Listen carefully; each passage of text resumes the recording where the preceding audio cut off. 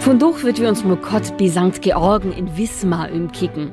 St. Georgen heuert blang St. Marien und St. Nikolai zu den 3 monumentalen gautschen Sakralbauten von der Wismarer Oldstadt mit Schau. Sie ist ein von den größten Backsteinkarken in Nord- und Ostdeutschland.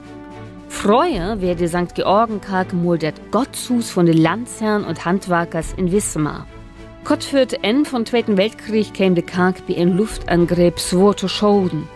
Am 25. Januar 1990 fegt dann auch noch der Orkan Daria durch die Stadt. Dadurch ist nur auch noch der Gevel im Norden von Querhus runterreten worden.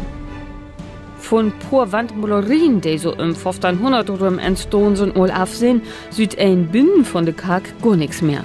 Eins, was ein von der Utstadt noch retten und bewohnen kann, das findet ein von doch in Anna-Karken von Wismar. In Mai 2014 hat sie eine Aussichtsplattform auf den Torn aufgemacht.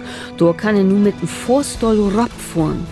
In 35 Meter Höhe hast du hier einen großartigen Blick über die Stadt.